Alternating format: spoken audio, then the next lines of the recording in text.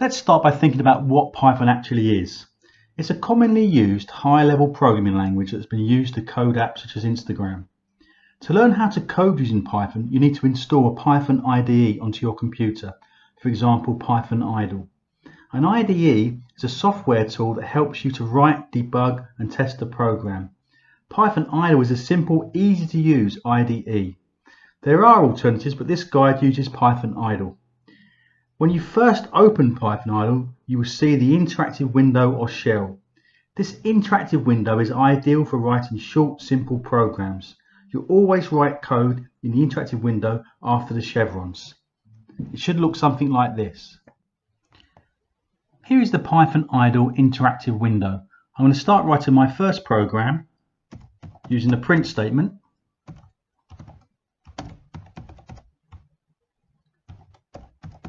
Hello world in brackets. Just put a space in there. And when you press enter, it displays hello world. You can use the same idea to display any text.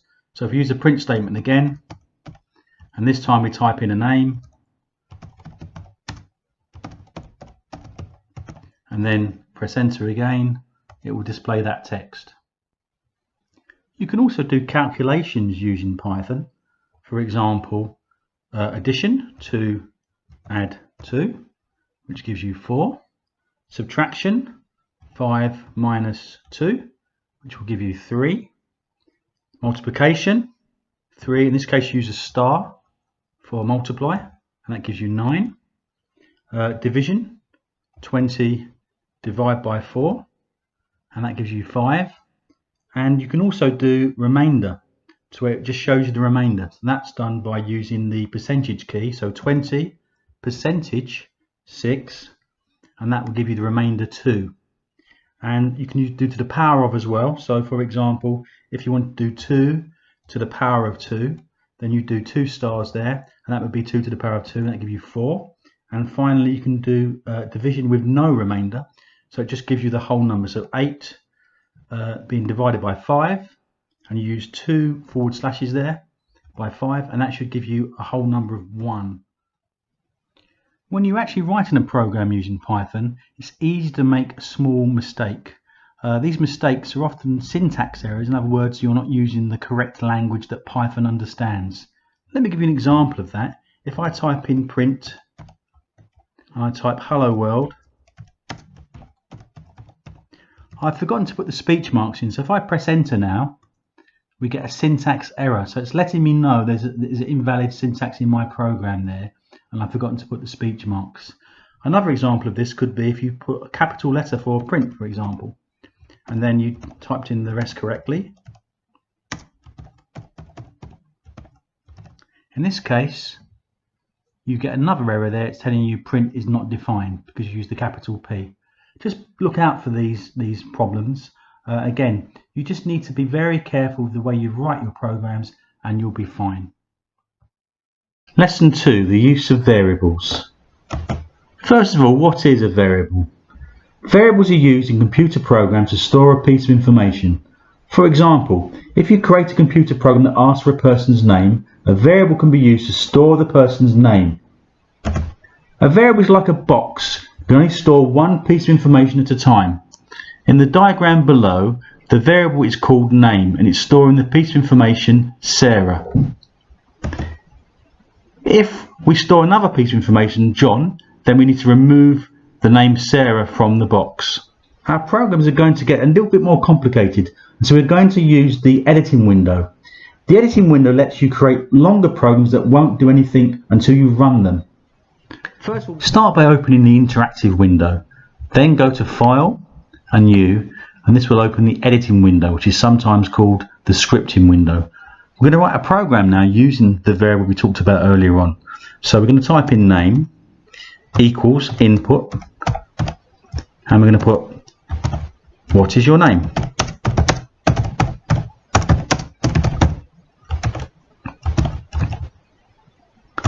The second line of code is basically an output statement that we're going to get the program to produce. So we're going to use print again, and we're going to use hi,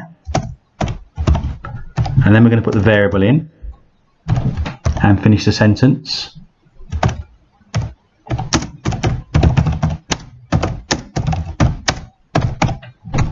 And close the brackets.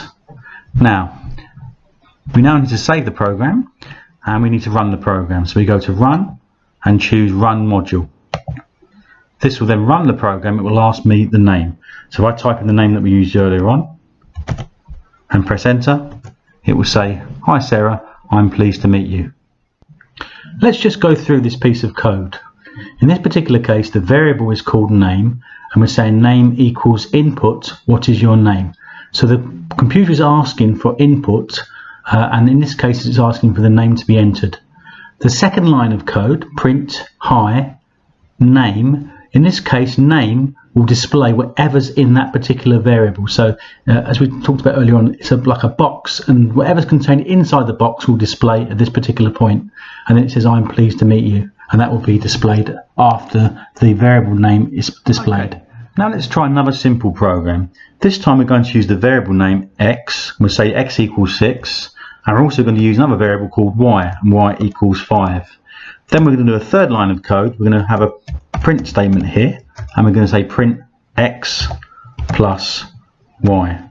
Okay, so in this particular program here, we'll save it now, and when we run the program, it will print 11, x plus y. So you need to be careful when you think of variable names, because some names are not allowed by the Python program. So for example, we can use first name equals Sarah. We get an error message because first name is 2 words. We're only allowed to use 1 word for our variable name. One way around this is to use first underscore name equals Sarah, and that is allowed. Also, you can't use numbers. So if I use 2 first here equals Sarah, again there'll be an error message with this one because you can't start with a number. And it's always best to think of meaningful words when you think of a variable name. Also be aware that there are a list of keywords that you can't use for your variable names. These words are used by Python and are reserved words. In this lesson we're going to look at data types. First of all, what is a data type? A variable can store different types of data. For example, it could store text, it could store whole numbers, and it could store decimal numbers. When using Python, we call text a string, or abbreviated as str. For example, when we did print speech marks, hello world speech marks, what's inside the speech marks is called a string. Whole numbers are produced using an integer, or int. For example, age equals int, brackets input, brackets, speech marks, how old are you, speech marks, bracket, bracket. In this case, the int is telling the computer that the particular variable age is an integer. With decimal numbers, we use the word float, which is the same actually in Python itself. So in this case, cost equals float, brackets input, brackets speech marks, what is the cost, speech marks, bracket, bracket. In this case, what's happening is that it's asking the question, what is the cost, and the cost is a decimal number. For example, 2.99 could be the cost. Finally, Boolean, or BOOL, as is written in Python, is used when there are only 2 possible answers. For example, true or false. In this example, if x equals 10 and y was to equal 20, x greater than y would be false. Let's look at some examples. If we were to type x equals speech marks 2 speech mark and y equals speech marks 2 speech marks, if we ask the computer to display x plus y, in this case what happens is it says 22, because as far as the computer is concerned, because they're in speech marks, it's a string rather than actually integers, so it presents it as 22 rather than 4. Now let's try again. This time without the speech marks. X equals 2, Y equals 2, and print X plus Y. And this time we get 4, because now the computer knows that X and Y are both integers. To find out the data type of a variable, if we type in, for example, X equals 2, and we type in type X, it will let us know that the type of variable in this case is an integer. If we type in X equals speech marks 2, in this case if we type in type X, it will tell us it's a string. Casting can be used to change the data type of a variable. For example, you can change one variable from a string into an integer. Here is an example of casting. Pi starts off as a string and radius starts off as a string. Then we actually change the data type of pi to a float, and we change the data type of radius to an integer. Finally, we use the print statement at the end there to find out what the circumference is. So if I press enter, it lets us know the circumference is 12.56. It treats the numbers as a decimal number and an integer. Lesson 4. The use of string manipulation. You can change the text in your program, and this is called string manipulation. Should I use double or single quotation marks? In Python, you can use single quotation marks as shown here, or double quotation marks.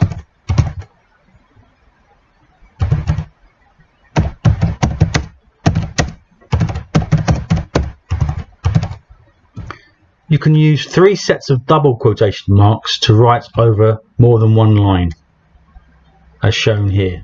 How do I use quotation marks in a string? You can use double quotation marks inside the string by using single quotation marks on the edge of the string, as shown here. How can I find out the length of a string? In this program, we have a variable called sentence. And the sentence is equal to a string, hello and welcome to Python. If we then use a print statement, len in brackets sentence, it will tell us how long the string is. Let's run the program to see what happens. And it tells us the string is 27 characters long, which includes spaces. This can be useful in a password program, for example. In this case here we have a password variable, and we're asking someone to enter the password. Then the program will tell us how long the password is. So let's just run the program.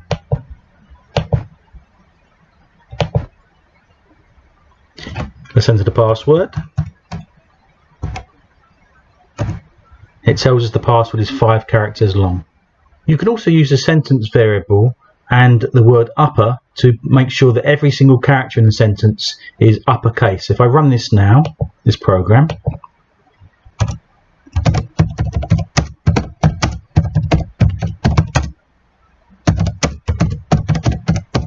and press enter, it will make sure that every character in the sentence is uppercase. If you'd like the whole sentence in lowercase, you can just use the word lower. So if you run this program here and I type in lower case and run the program, it presents the characters in lowercase. If you use capitalize, it makes the first letter of the first word a capital letter. So we run this program now. Type in hello world, and it makes the first letter of the first word a capital H. If you use the word title, it makes the first letter of every word a capital letter. Let's run this one.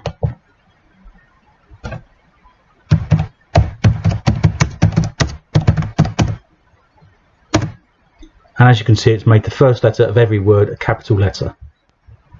You can also use the word replace to replace one letter in a string with another letter. In this case, we're replacing the O's with A. Let's run the program. Type in our sentence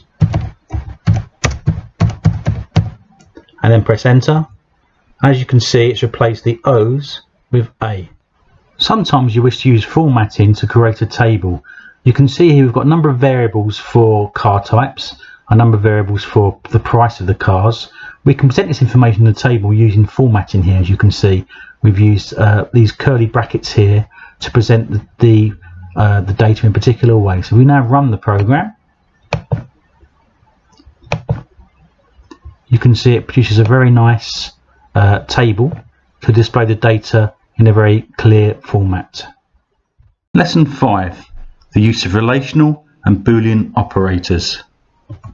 Let's start by looking at relational, or as they're sometimes called, comparison operators. We have equals equals, which is a way in Python to say equal to. We have not equal to, which uses an exclamation mark. And then we have less than. And less than starts small and gets big. Followed by greater than. So greater than starts big and gets small. And then we have less than or equal to, or greater than or equal to.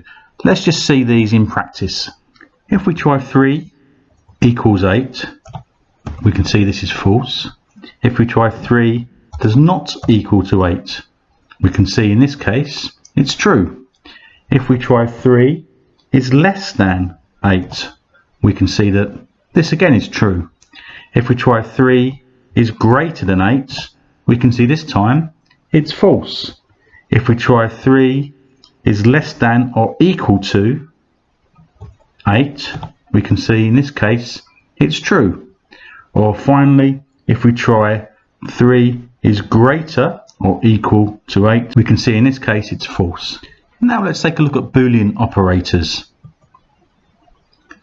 There are 3 main Boolean operators: and, or, and not. When you use and, you can see clearly here that both comparisons need to be true for the final comparison to be true. So if we've got x is greater than 9 and x is less than 100, in this case x is 10, so x is greater than 9, so that would be true. And the second one, x is less than 100, which is true because 10 is less than 100, that would be true in that particular case.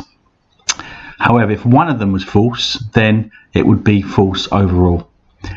Or is slightly different in that one can be true and the other can be false, and it still tells you it's true. So in this case, x equals 50, x is less than 40, so 50 is less than 40 is in fact false.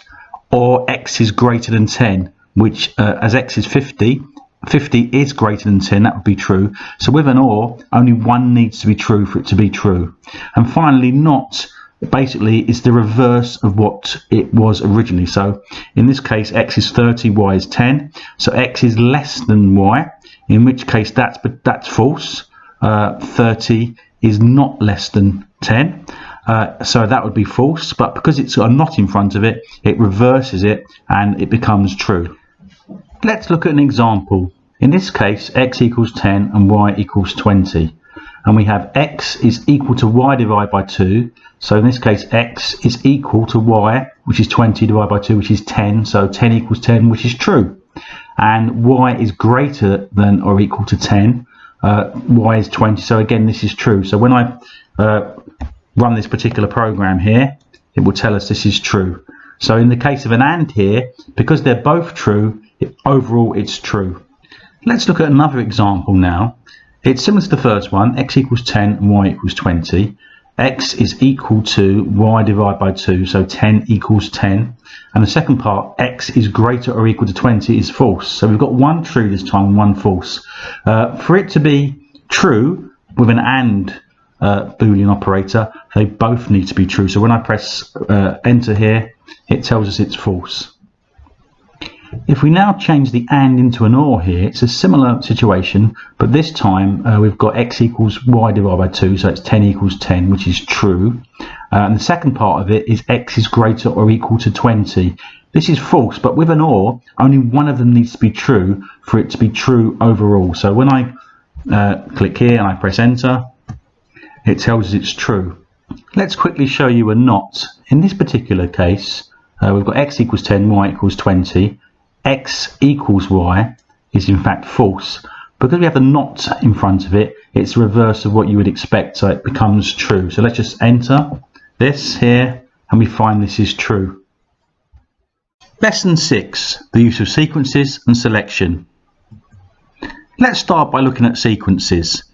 Here's a sequence here presented as a flow chart, and we have two inputs, two variables, name and age, and we're inputting information about them there, and we have an output statement which includes the two variables. As you can see, this is presented as a sequence of instructions here, which starts at the beginning and works its way through the program. Here's the same program in Python. So we have two variables, name and age, and we're inputting information there. And then finally we've got a statement where we're actually showing the variables as part of an output. Now, if we run the program here, it will ask for a name and it will ask for an age. And it gives us a final output statement there. So as you can see, this particular program here is a sequence where you've got the first step followed by the second step followed by the third step. Now let's take a look at selection. You can see here we have another flowchart. In this particular case we have a choice, a condition, and the condition in the middle of the program says if the age is greater or equal to 17 we do a particular thing. So we've got a choice here of two things to do. If it's true, then we move to the output statement at the bottom where you can learn to drive, and if it's false you go to the other output statement, you cannot learn to drive. So basically selection is a condition where you select one choice or another choice. Let's look at selection using a simple if statement. In Python we use if to make the selection. So we're inputting information here about the age. We're following up with an if statement there. If the age is greater or equal to 17 then you can learn to drive. So let's just see that in action. This is a very simple if statement. So if you run it here and run the module here, if we say the person is 18, it says you can learn to drive. Notice here that when we use the if here, at the end of it we have a colon, and basically the program automatically indents the line below because that's inside the if. So if I just press enter here, it always automatically moves the statement there, the print statement, so that it's inside the if there when there's a colon. So just be aware that you must use the indentation when you're using if. Let's look at selection using if then else.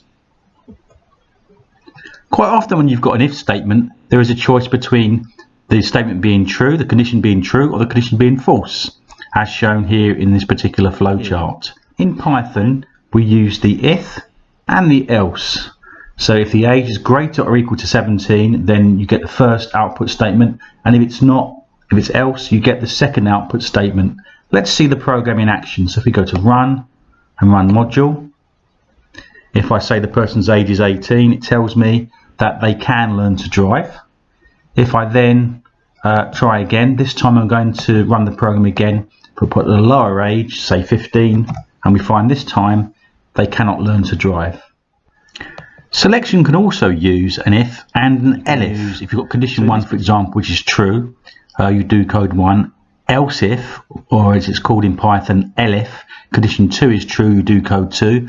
Or finally, else you do code 3. So you basically can have as many elifs as you want in a particular program. Here we can see the elif in action. So here in this particular program we have a variable called test mark, and the person enters their test mark, and it then tells them if they got greater than 80 or equal to 80, then they've got a grade A. If they achieved more than 60 or between 60 and 80, they get a grade B. If they achieved more than 40, they would get a grade C, and finally if they didn't achieve 40 they would fail the test. So let's just see that program. Let's run the program, enter a test mark, so let's say 89, and the person gets a grade A. Let's try again. This time let's enter 68 and the person achieves a grade B, and let's try another one. The person now gets 45 and they get a grade C. And finally, the person hasn't done quite so well and they've achieved a mark of 29, and in this case they've not passed the test. Finally, let's look at nested if statements. So a nested if is one if statement which is actually nested inside another if statement. As you can see with this program here, we have one if over here and we have another if nested inside it. So the program is asking how much is the car you want to buy.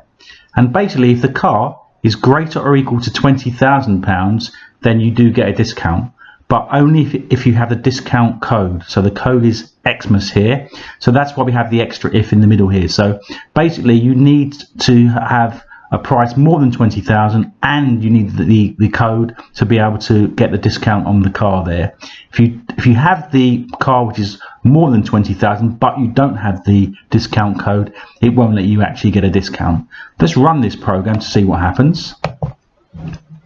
And if we put £21,000 here for the car, we can see what is the discount code, and I'm going to type in the correct discount code this time, and it tells us that the car costs 5% less because we've used a discount code. We can now run the program again, and this time if we decide to buy a car that's £19,000, it says sorry, the car needs to be 20,000 to get a discount. So obviously we don't get the discount in that particular case. Let's just run the program again. This time we're going to buy a car for 21,000, but we don't know the discount code, so we're going to put in a code here, 1234, and it tells us that the discount code is not valid, so the car still costs £21,000. So it can be useful sometimes to have an if nested inside another if in some circumstances. Lesson 7. The use of iteration. Quite often in programming you need to repeat an instruction or process over and over again. This is called iteration and involves the use of programming constructs called loops. In this example, the person repeatedly wakes up in the night, and if it is dark outside they go back to sleep. They continue doing this until it is light outside, and at this point they get up. Let's start by looking at for loops. For loops are examples of definite iteration, as when the program starts you know exactly the number of times that you are going to loop. For loops often use the range built-in function, as you can see here. Just remember, the end of the range means up to but not including the final number, and iteration also uses the colons, and the loops are indented in the same way that if selection is indented. In this particular example we have the first value for n is 0, and then the program loops, and the second value is 1, and the final value is 5, 1 less than the total at the end there, which is 6. Let's just see this in action. Run module, and it produces the values of n from 0 to 5. We can change the range. For example, we can change the 6 to 11. And let's look at the program again. And this time it goes from 0 to 10. We can change the lower number to say 5 and run it again. And this time it will go from 5 and go up to 10. So that's a very simple way of changing the range and seeing what happens. We can also use a for loop to loop through text. In this case we have a print statement hello world. If we run this particular program here, it will loop through hello world 0, 1, 2, 3, 4, 5 times. You can also get the program to loop through the numbers in steps of 2. So here we've got 0 to 11 here, so it will go from 0 up to 10, and it will go in steps of 2 here. So we run this particular program. 0, 2, 4, 6, 8, 10. We can also iterate the string by using a for loop that repeats until the end of the string has been reached. So in the example here we have a variable called word with the word London, and each time it reaches a letter it's then outputting that particular letter. So let's run the program.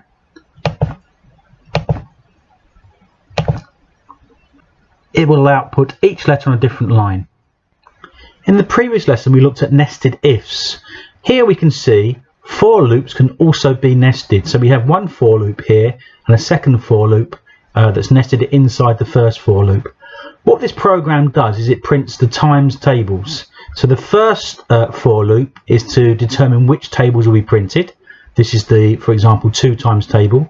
The second for loop, what it does, it takes the first number there, 2, and it will actually multiply it by whichever times table it is. So in this case it will multiply n by I, which is in the first case it will be 2, so it will be 2 times 2, and it then equals the I times the n, which is obviously in this case 4. Let's just run this program to see what happens. And as you can see here, we have the 2 times table and we have the 3 times table as well. We can also change the range. For example, here we can change this to start at the 10 times table and go up to the 12 times table by putting 13 there. If we run the program now, you can see you get the 10 times table, the 11 times table and the 12 times table. Let's just see what happens if we move the for loop so it's not nested. So we move it back to here and run the program again. This time what you get is it runs the first for loop, and when it's completed the first for loop, it then runs the second for loop. So you can see clearly the importance of having one for loop inside the other for loop. Now let's take a look at while loops, which are sometimes called conditional loops. Let's look at a simple while loop. In this example, x starts off as 5, and then while x is greater or equal to 1, we will be outputting x. So the first instance of x will be 5. Then we say x equals x minus 1, so we're then saying 5 minus 1 equals 4. So the next time it loops, it will give you a 4, then a 3, then a 2, and then finally it will give you a 1, which equals x. Therefore, while x is greater or equal to 1, stops, and therefore the loop stops. Let's just run the program to see what happens. And you can see 5, 4, 3, 2, 1, and the loop stops. Here is another example of a while loop. In this particular case, we're looking for a password, and while the password does not equal 1234, which is the correct password, it will keep asking what the password is. So it will ask you to enter the password. If the password is correct, 1234, then it will actually output password correct, you may continue. Else, if the password is incorrect, it will keep asking you to enter the password again and again until you get it correct. Let's just run the program to see what happens. So let's enter the password. In this case, I've got the password correct, therefore it's allowing me to continue. Let's just do this again.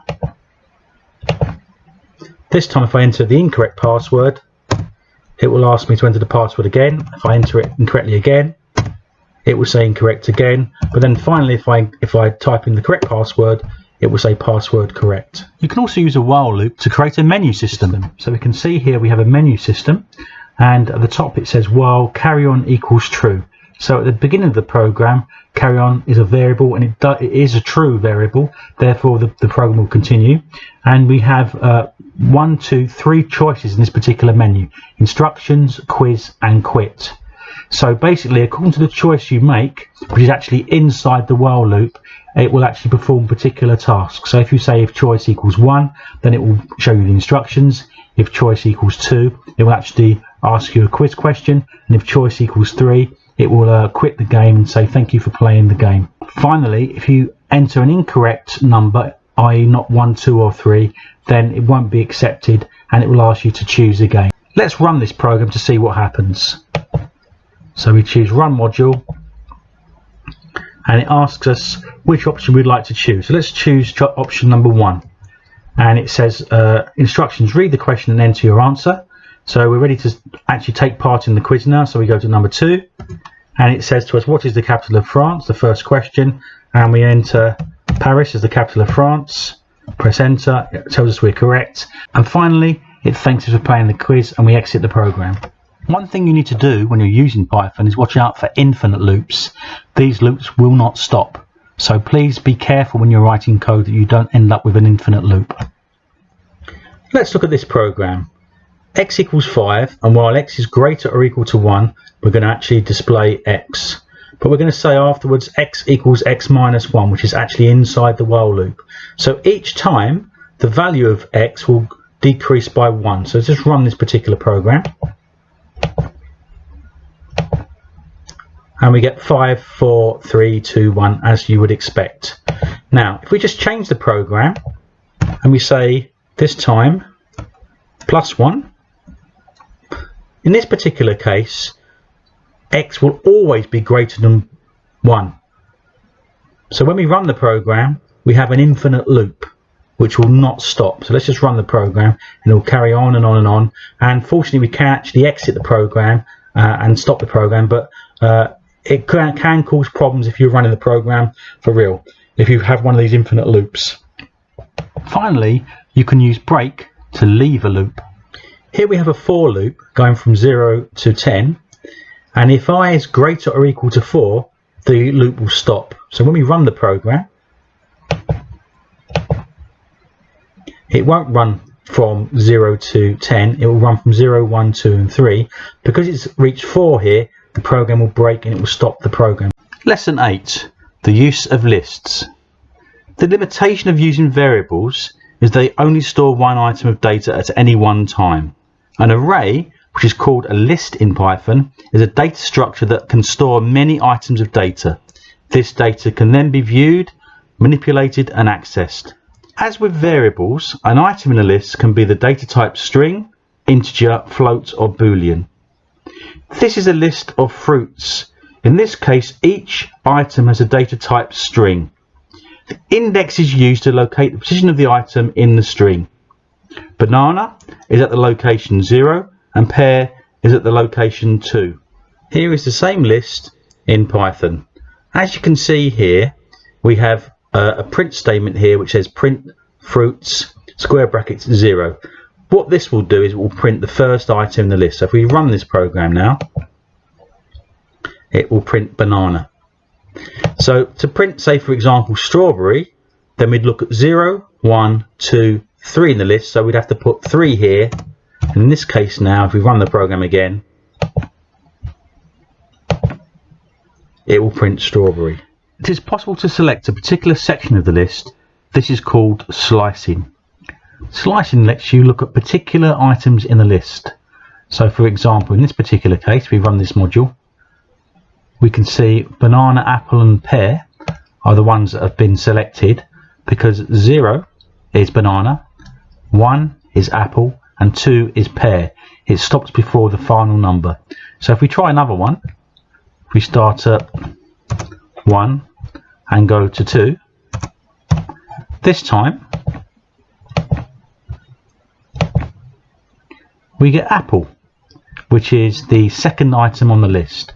We can also use a colon with no number at the other end to indicate we would like to go to the end of the list. So in this particular case, we'll go from 0, 1 from pear to the end of the list. So let's just run that one.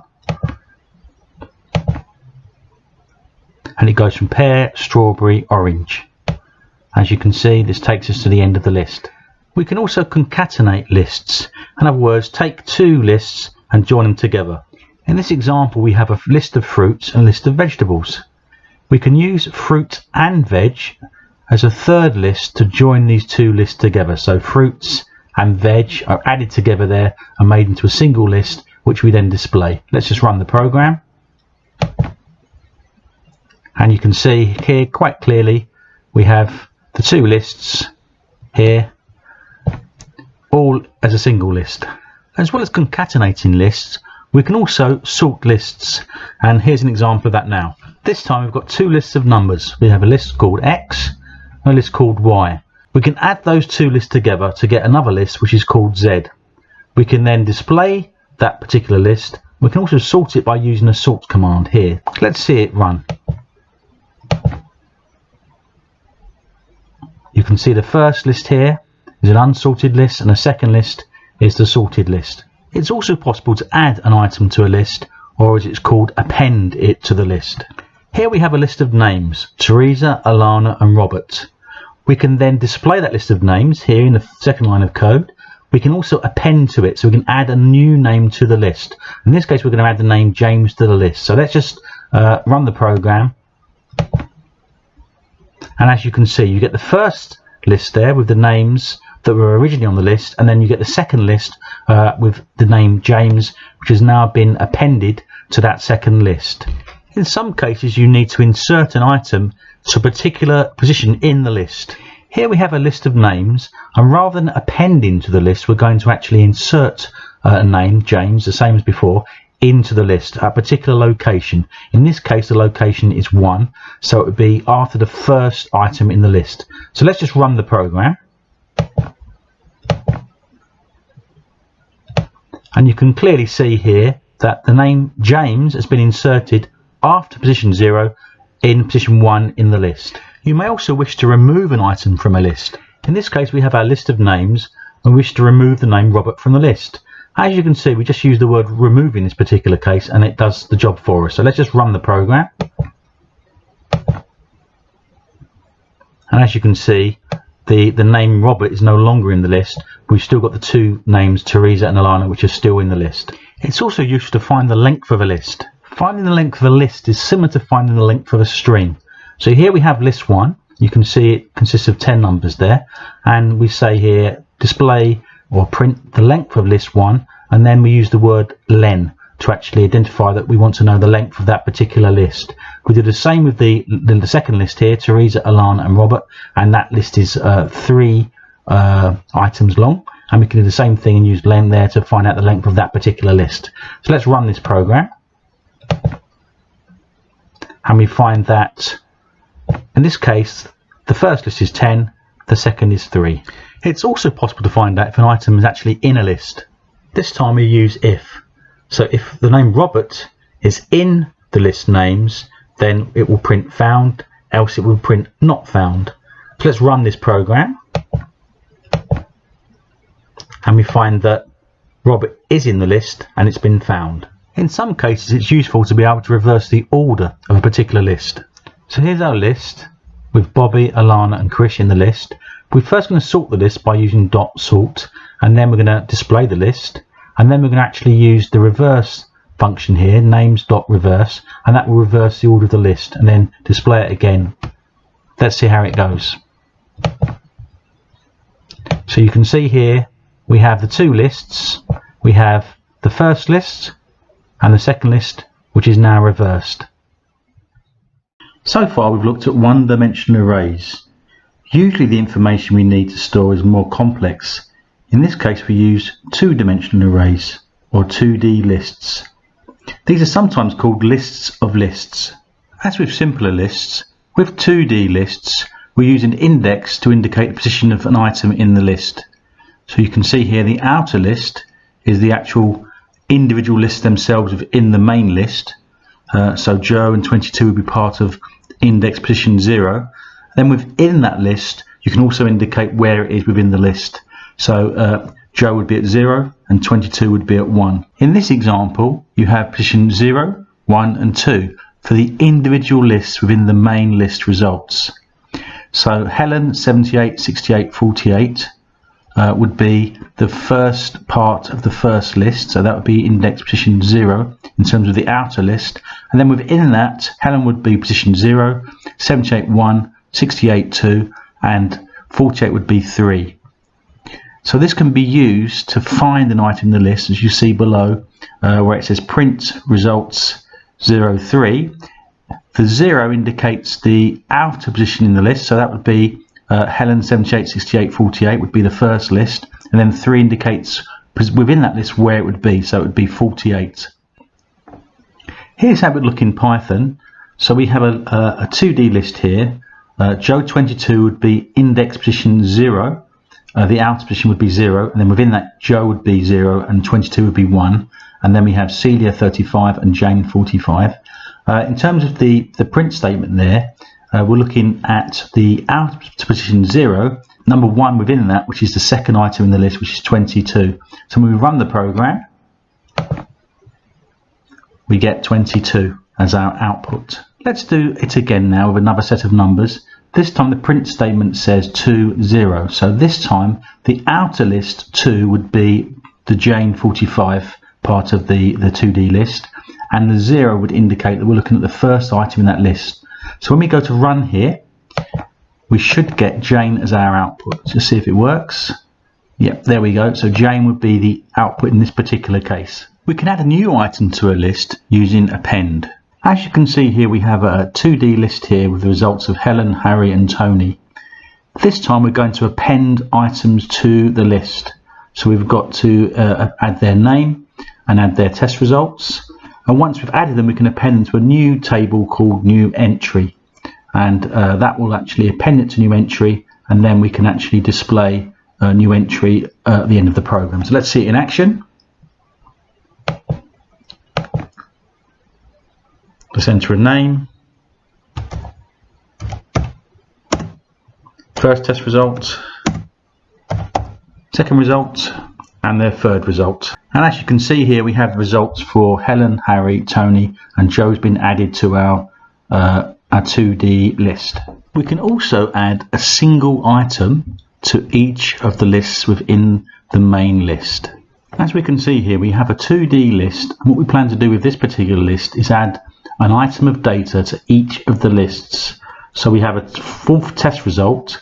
We want Helen, Harry, and Tony's test result to be added to their existing lists. So we're going to use a for loop to do this. So we're saying for I in range 0 to length of results. So the list is 1, 2, 3 long. So it would be from 0 to 3.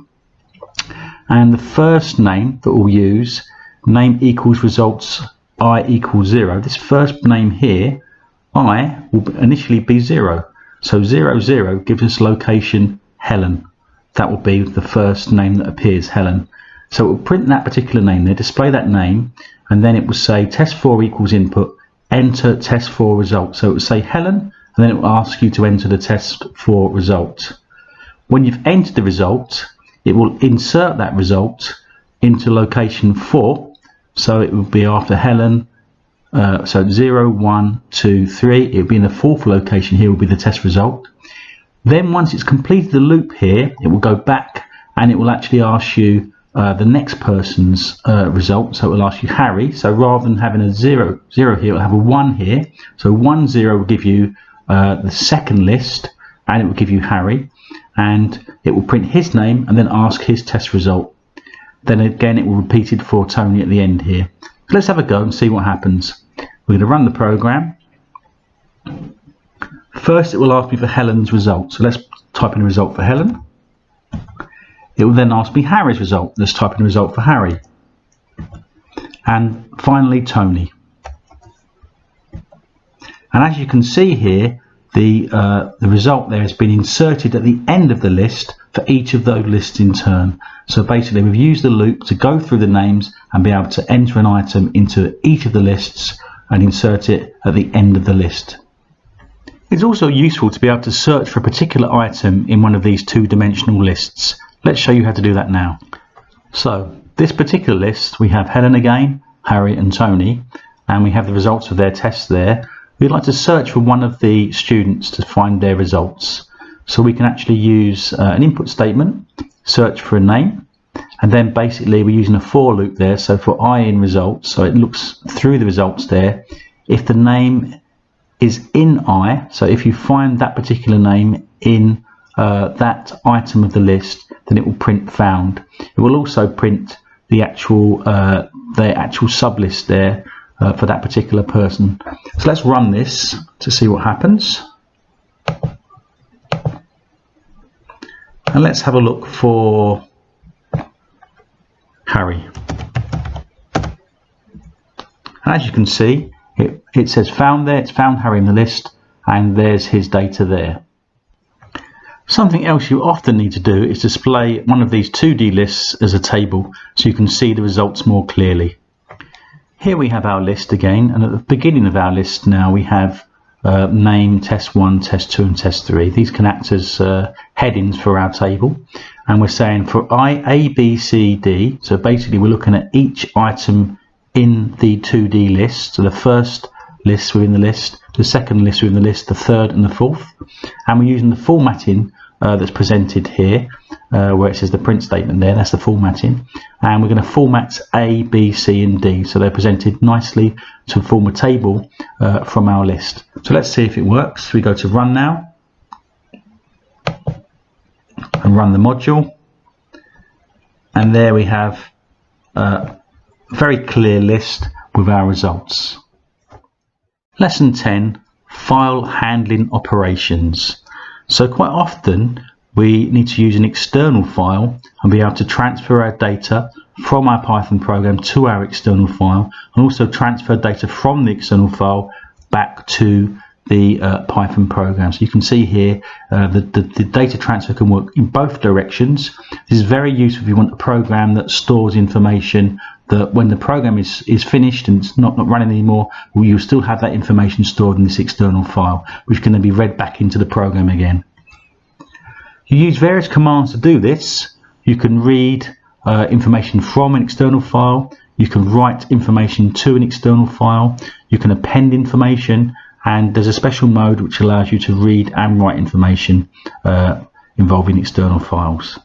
First of all, let's find out how to write information to an external file. First of all, we need an external file to use. We've created a notepad file here and we've called it Star Wars. If we go into this file, currently it's empty, there's nothing in there. Here's the program. We have a sentence, "May the Force be with you," and we've got file equals open starwars.txt. So it's going to open the Star Wars file there and we're going to write to it. So we're going to say file.write. And we're going to write the sentence we've just written to that file, and then we're going to close it. So if we run this program now, it appears that nothing has happened. Now if we open the file, you can see it now says "May the Force be with you" inside the external file. We can also write a list to an external file. For this we're going to use a spreadsheet. So here we have a spreadsheet called test table. If we open it, currently we can see that this is it's empty, there's nothing in there at the moment. So what we need to do now is we need to run the program, and when we run the program, the information from our list will be transferred into the spreadsheet. So here we have our 2D list, and we have first of all name as our first list within the list there. Then there's information about Helen there with her results, Harry about his results, and Tony about his results. And we're going to open the test table as a CSV file here. We have to use the import CSV module so that this will run successfully. And then what we're going to be doing is we're going to be copying the data items from the lists into our CSV file, into our spreadsheet. And it's going to take one row at a time. So each list will be in a separate row in our spreadsheet. So let's run the program. And it appears that nothing happens, but let's take a look at the spreadsheet now. And you can see the data has now been added to the spreadsheet. Sometimes we need to be able to read information from our external file and read it back into the Python program. This time we have an external file called hello. It's a notepad file. If I open it, you can see it says hello world. What we're going to do is transfer the information in this file back into our Python program. So here's our program here. What we're doing is we're opening the file, the notepad file hello, and we're going to read from it this time. So we've got to have an R rather than a W, and we're going to read the text from that particular file, and we're going to actually display it using a print statement. Let's run the program, and there it is, hello world, which was in the original notepad file. We can also read a list from an external file in the form of a spreadsheet back into our program. So here's our spreadsheet file, and it's been saved as a CSV. So now we're going to actually transfer this data back into our Python program. So here's our program. Again, we need to import the CSV module there.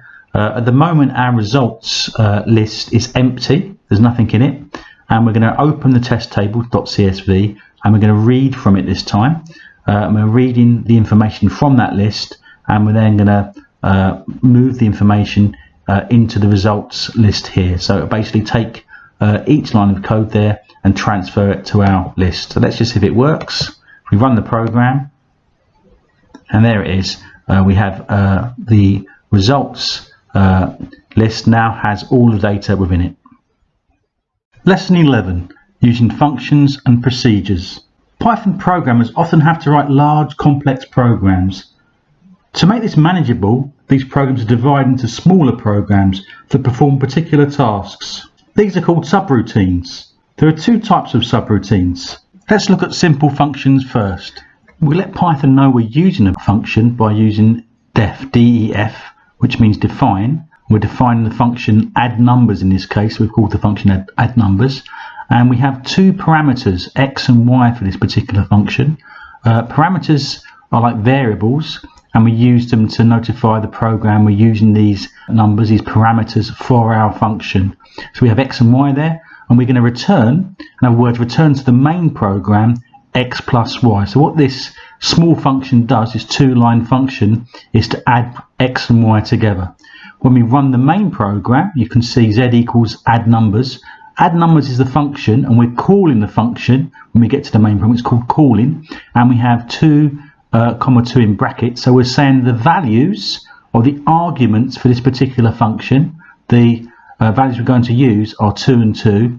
So when we run the program, what it should do is add those two numbers together, and then we're going to finally print z, which will be those two numbers added together. Let's see if it works.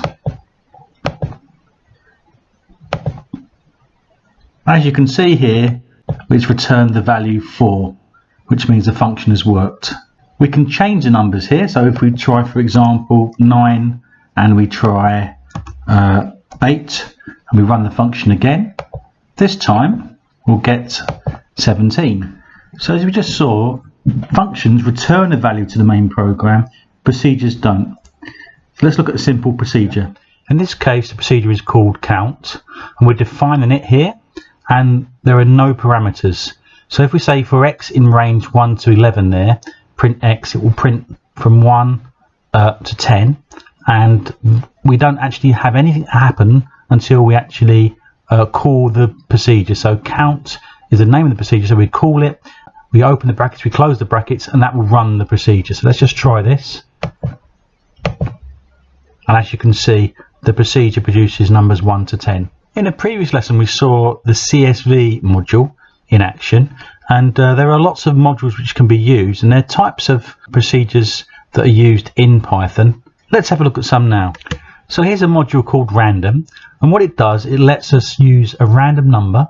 So here, for example, we're importing it first of all, and we're saying print throw the dice. Once we've said that, we can then say the variable dice throw is equal to the random.randint, and it's looking for a random number between 1 and 6. So it's like a dice basically, so it will throw a 1, 2, 3, 4, 5 or 6, and then here we have a final print statement telling us what we've actually thrown. So we run the program. In this case we've thrown a 2. If we were to run the program again, this time we've thrown a 1. So basically this module can be used for a dice. You could do it to actually toss a coin, and you could have a random number between 1 and 100. It's a very versatile module that can be used in lots of different programs. Let's quickly take a closer look at arguments and parameters. Here we have a procedure called info with 2 parameters, x and y. The arguments in this case are Fred and Blogs, and as you can see, the first 2 lines of code are the actual procedure. The other 3 lines of code are the main program. So what will happen is that the procedure is written, but it won't actually be called until the 3rd line of the main program, in which case the procedure is called and the arguments are then used in the procedure. Let's run it to see what happens. And as you can see here, we get the output there, details Fred Blogs. Now let's look at a function here with 2 parameters. In this case we have cost and payment, and this program basically calculates the change a customer would receive. So change equals payment, take away the cost, and it returns the value change to the main program. The main program here asks you to enter the cost, enter the payment made, and then the change needed can then be calculated by calling the function, and then the arguments are used that have been entered from item cost and payment made, and these are entered into the function there, and it will then give you the correct change. Let's run the program to see what happens. So it's now asking me to enter a cost of the item, let's say £20. It will then ask me to enter the customer payment, which is say £30, and it says the change given is £10.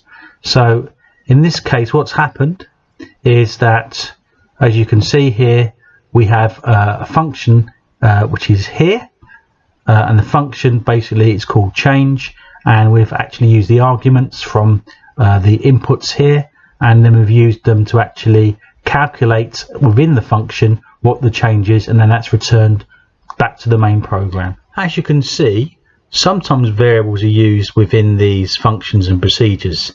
If they're used only in the functions and procedures, they're called local variables, and if you try to use them outside the function or procedure, they just won't work.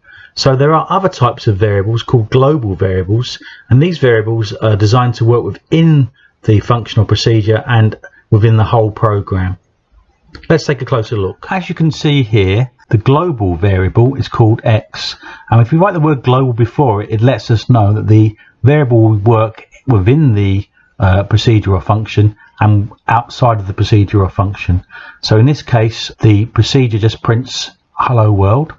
If we then call the function test, open brackets, close brackets, calls the function, we can then print x, which is hello world. And because it's a global variable, it knows what x is, and it will allow you to print it outside of the procedure. Let's have a go.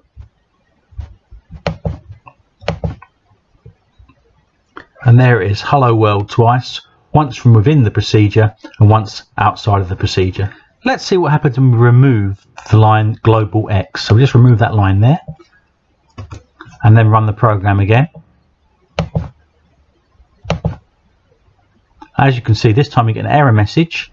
It will not run the program, as it says x is not defined. It does not recognize x outside of the procedure.